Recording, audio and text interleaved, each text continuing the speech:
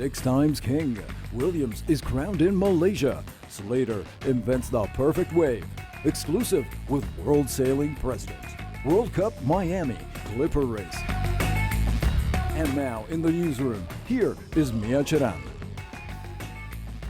NC Sports, plunge into the action.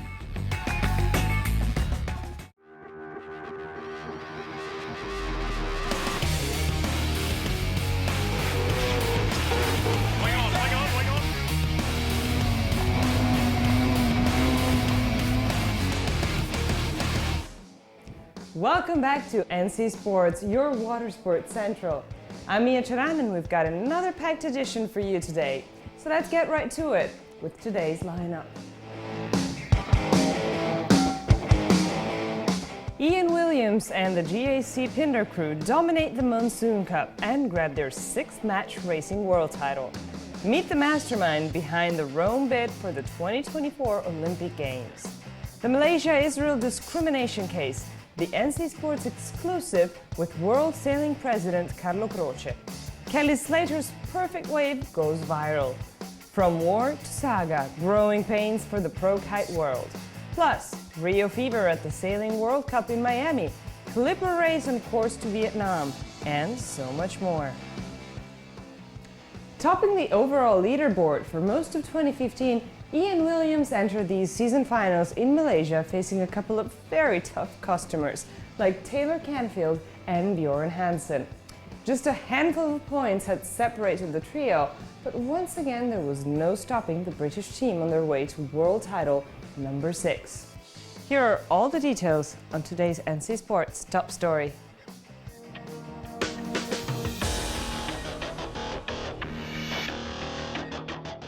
At times, a victory takes on epic proportions.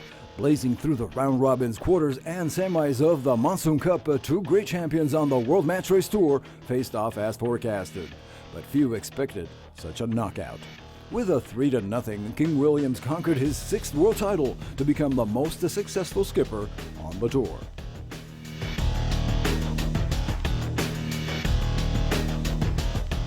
Williams, with Jerry Mitchell, Mal Parker, and tactician Chris Main, pushed the new Far East 28R to max speed on the very last race, and even paid off a penalty right before cutting the line in first, to close the hat-trick on 2013 world champ Canfield and the US 1 team. It feels incredible to do the double. This is the 4th time for us when we've won the Monsoon Cup and the World Match Racing Tour together, and it's much better than the other way, winning the World Match Racing Tour without the Monsoon Cup.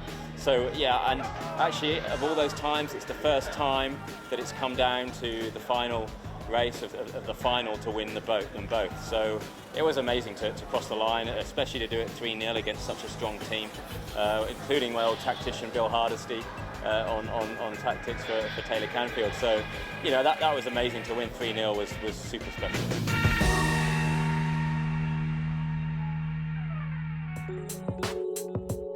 A splendid 6th victory for Williams and GAC Pindar in Malaysia, which will definitely be a tough act to follow. As mentioned, we have a very special edition today with a couple of exclusive interviews just picked up by NC Sports Director Jerome Alingri in Rome. We'll be hearing from World Sailing's President Carlo Croce for an in-depth look at World Sailing's official position and actions on the Malaysia-Israel case. But first, let's listen to Giovanni Malagò, head of the Italian Olympic Committee.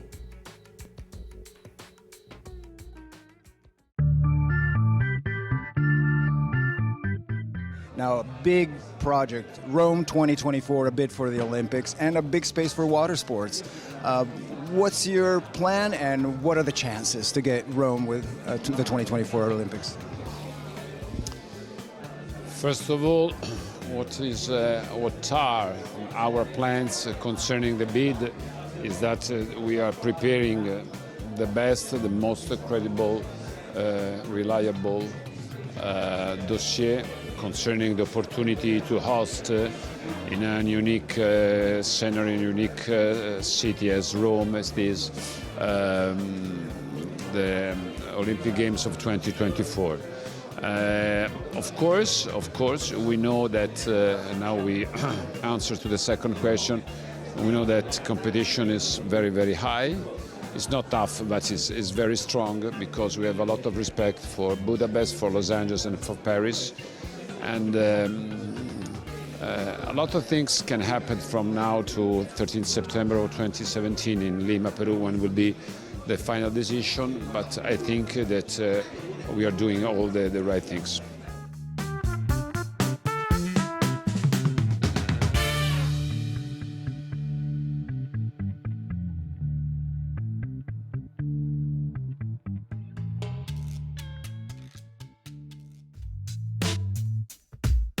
It's all about tradition. Dating back to 1892, the Aniene Rowing Club is one of the oldest sports centers in Italy.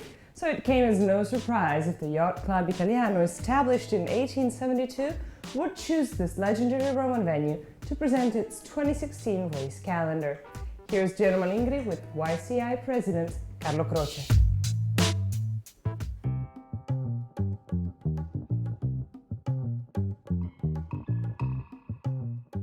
Well, we have a pleasure of being with Mr. Carlo Croce, President of World Sailing, President of the Italian Federation, and of course of the Yacht Club Italiano.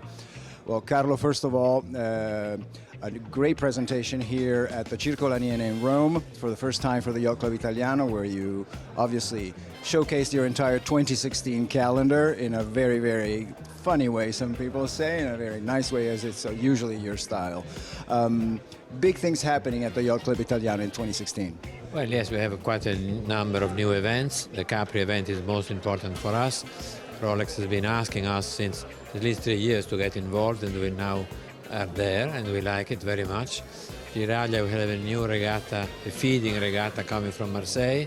We want to have more French boats in the main regatta, and then there are minor things, but the club is very lively. I think we are very happy to be here and show the world that we are very, very old, but young in the mind.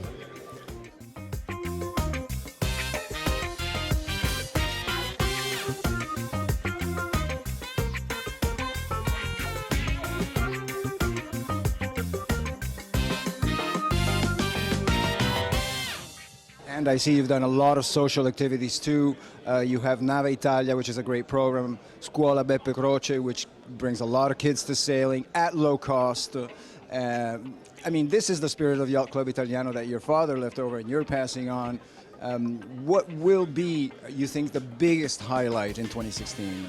To me, the new thing, as I was saying, is the Capri Sailing Week. I think it's going to be interesting to see how people accept it, because it's been, let's say, I couldn't say dull, but it's been going slowly down.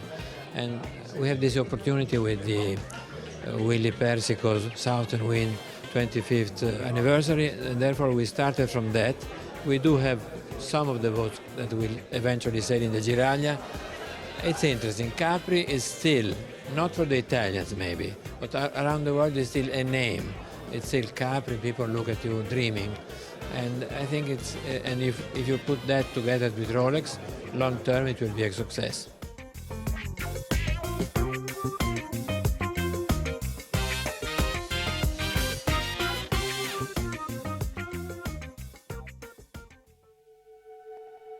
Carlo Croce, as president of World Sailing ISAF since 2014, has had to face a number of controversies. NC Sports has been covering very closely the recent Malaysia-Israel discrimination case at the 2015 Youth World Championships. German Ingrid pressed the issue for an official response.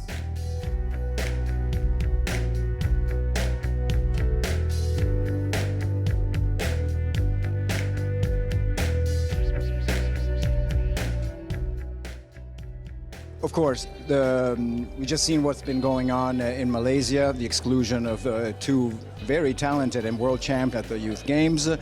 This is creating a big issue, especially among the press. And of course, there's issues of validity in terms of past events and the potential of doing future events. What is your point of view, and how do you think that World Sailing is going to be tackling this? We saw the report already, but obviously a lot of people are saying, now what will be the action? The action is exactly what you've seen in the report that we prepared with Andy Hunt. And that is an opportunity that IOC is asking us to have the same procedure for the other sport. They had problems with judo, with ping pong, and with badminton this year, the same kind of problem. And our reaction was, we look forward. We try to set rules that will avoid something like this happening in the future. We could do nothing about the event going on this year because the reality is much more complicated than what people perceive. So if I should say where the reason lies, I'm not sure. It's in between. So I think they both made mistakes, Malaysia and Israel, and also it was a matter of bad communication. They simply didn't get on together. There are no official relations between the two countries, and that is also a problem because as soon as the problem came, it went to the Minister of Interne, as you say it in English, I don't know, which is not the diplomatic way. So it's been a lesson, and this is how we read it, and this is how we decided to go forward. We prepared this protocol that has 3 different steps of, how do you say it in English, the sanctions. If the last one will put you out from the ISAF. The first is you will have no chance to have another event. The second is we will not send you our race officers, which is something they can't make without, okay? So I think we did well, honestly, I must say we did well. And I'm proud of what we've done.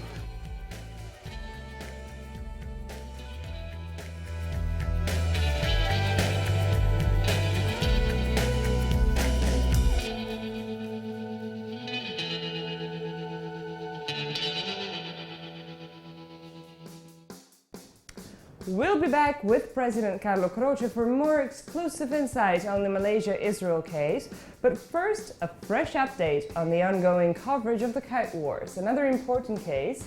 Plus, the Clipper race fleet is now reaching Vietnam. And then Rio 2016 fever is on the rise at the Miami Sailing World Cup. It's all coming up next in the Sports Briefs.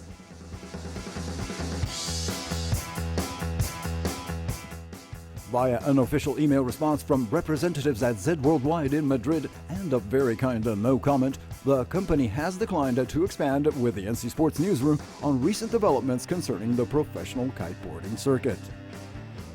Z managed the 2015 Pro Tour under the Virgin brand VKWC. On Wednesday, the company announced a lawsuit against the International Kiteboarding Association.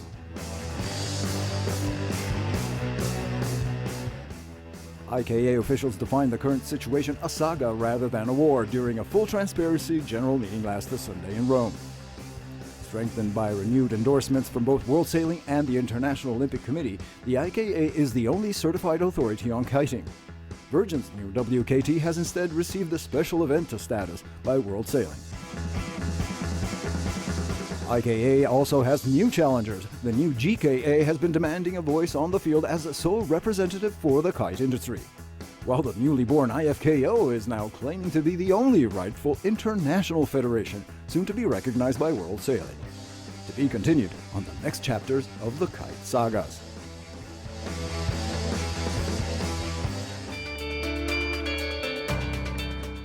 The 7th leg of the Clipper Round the World Yacht Race is in its key passage as the 12th competing crews rounded the Philippines en route to Da Nang in Vietnam. Derry Londonderry Dwar remained in the lead, followed by Great Britain, Qingdao, and Garmin, as trade winds and constant wind angles have kept average speeds at 10 to 12 knots. Founded in 1995 by Sir Robin Knox Johnson, the first man to single-handedly sail non-stop around the globe, the Clipper race today brings together amateur sailors and experienced skippers on a legendary 40,000 nautical mile ocean journey. According to the organizers, the fleet is expected to dock in Vietnam between the 17th and 21st of February.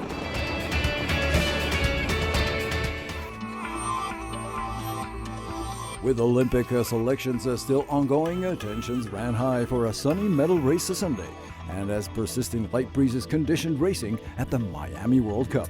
Make it or break it, Rio 2016 fever was on the rise. McNay and Hughes nailed their gold in men's 470s, while Shasha and Gao won on the ladies' court. Kiwis Maloney and Meach bested the 49er FX fleet, and Spain took the win in the 49ers with Botin and Lopez. Brazil's very own Jorge Zarif topped the Finns, and Robert Scheidt the Lasers. It was Belgium again on the laser radial with Evie Van Acker. For Holland, Mulder and Koenig won gold on the Nacra 17 and Van Risselberger in men's RSX. Britain's Golden Girls, Brioni Shaw and Helena Lucas dominated women's RSX and the Paralympic 2.4. Sonar gold for Canadians Tingley, Campbell and Lutz.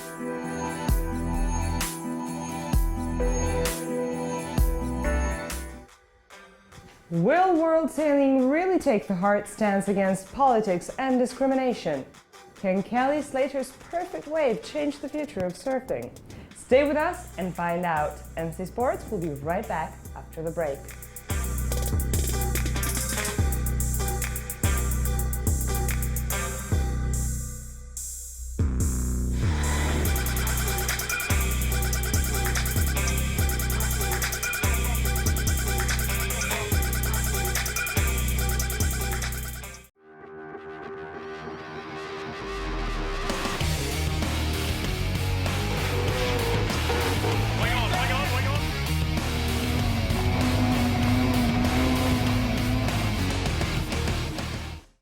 We're back in the studio, and for those of you just tuning in, NC Sports is continuing its special investigation into the Malaysia versus Israel case that witnessed the exclusion of 2 Israeli world-class windsurfers from the last youth games in Langkawi in December.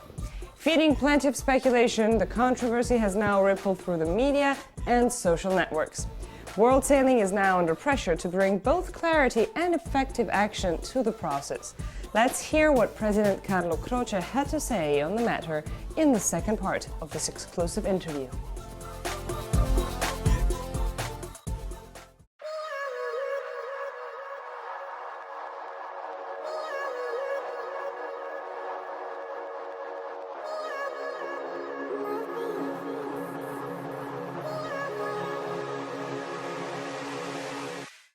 And of course, it's very easy from outside to say, oh, the poor Israelis, well, I cannot tell you everything, but it is not exactly so. I think, as I say, the faults and the reasons were both sides, and things simply happened. And there is also another fact. Somebody was saying, why don't you stop it? We came into the problem on the 24th of December. The regatta was opening 27th. What do? You have 700 boys arrived there with the families. The whole organization has been going on. If which is crazy, somebody had said, why didn't you stop it? Well, for 2 reasons. A, because it's giving up our principle. If we stop it, it means we are accepting that the sport can be overpowered by politics, which is not the case. And secondly, and this is very important, if you stop something like that, in the past has happened that the organizing committee goes to CAS, and CAS gives them the right because it is retroattivo. And they can't, it's a legal principle, so there was no other way. I really honestly think we did very well.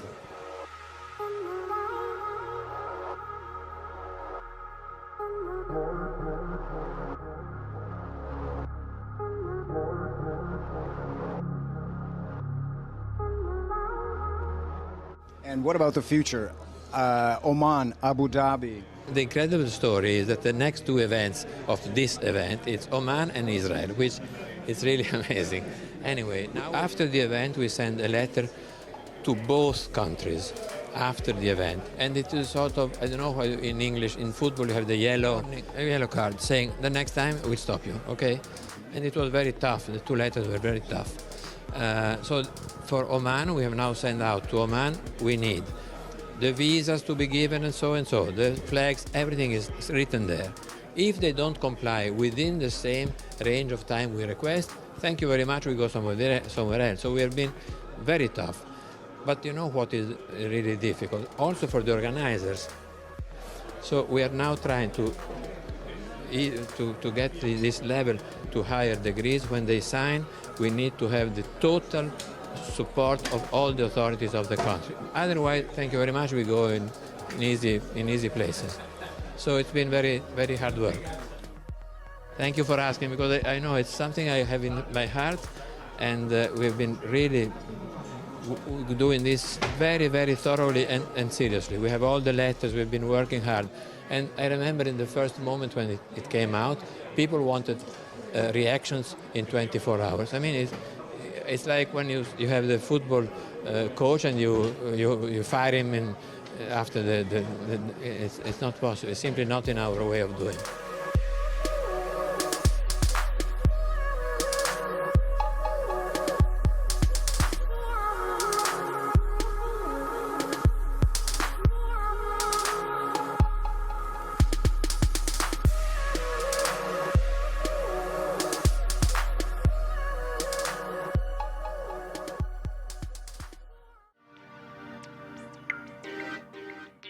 NC Sports has featured the Israeli side in a recent edition, and with World Sailing's position now clear, the picture is almost complete. The newsroom has already reached out to the Malaysian Federation for their perspective, which we hope to bring to you very soon. While sailors are still ironing out their woes for Rio 2016, surfers are the ones now waiting for an official Olympic ticket as of Tokyo 2020. Since natural settings won't always be available, wave park technology will likely be used. Someone very special had already been looking ahead. Check out why Kelly Slater's perfect wave has gone viral in the story by Claudia Casagrande.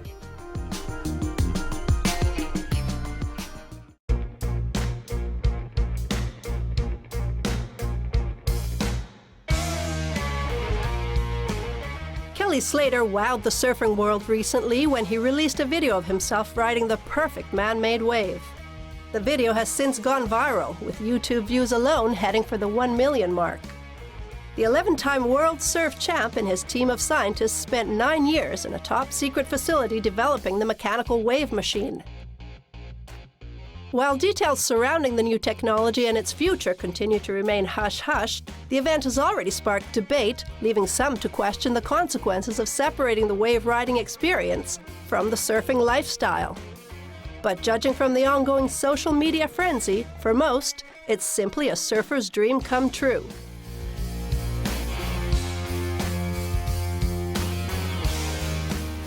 Wave parks are also under consideration for the Olympic future of surf, with the discipline under consideration as of Tokyo 2020 and beyond. The IOC is now looking at viable technology to stage surfing competitions under equal conditions throughout the world. While purists will defend the importance of a natural setting, clearly not all nations can offer a pipeline break. One thing is for sure, if you're looking for a perfect 10 worth an Olympic gold, then you gotta try Kelly's wave.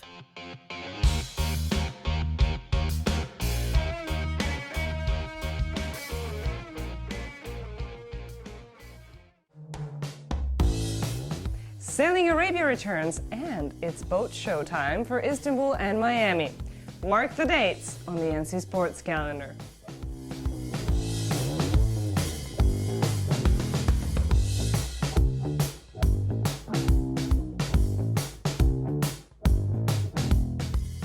The 6th edition of Oman Sail's EFG Sailing Arabia The Tour begins February 15th with a new route and a combination of 5 open water legs and 3 import races. The fleet of identical FAR 30 yachts will cross the Arabian Gulf twice, stopping in Dubai, Abu Dhabi, Doha, Kasab, Sohar, and Muscat over the course of 2 weeks.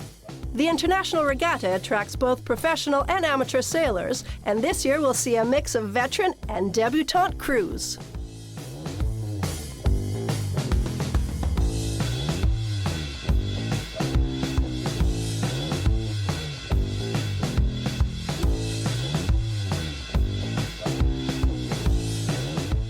Portsmouth, Rhode Island will be hosting the 2016 World Championships for the NACRA 17, 49er, and 49er FX classes from February 7th through the 12th. With the Rio Games fast approaching, all the big guns are expected on the racecourse for these speed sailing Olympic platforms. Among the teams to beat are French duo Besson and Rioux, as well as Graal Kunze for the Brazilians. All eyes, of course, on Kiwi prodigies Burling and Tuke.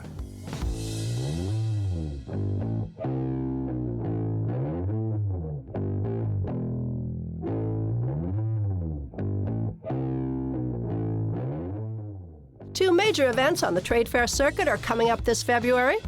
First, the Miami Boat Show kicks off from the 11th to the 15th at a new venue, the Miami Marine Stadium Park and Basin, with a showcase of more than 1,200 boats on land and in water. Next, the Eurasia Boat Show gets underway in Istanbul from the 13th to the 21st. Apart from an array of boats, the 9-day Kermesse will feature over 300 exhibitors from the marine and boating industry.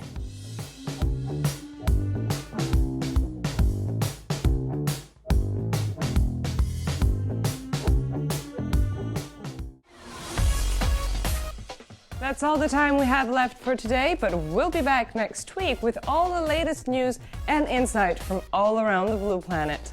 I'm Mia Charan, and remember, plunge into the action with NC Sports.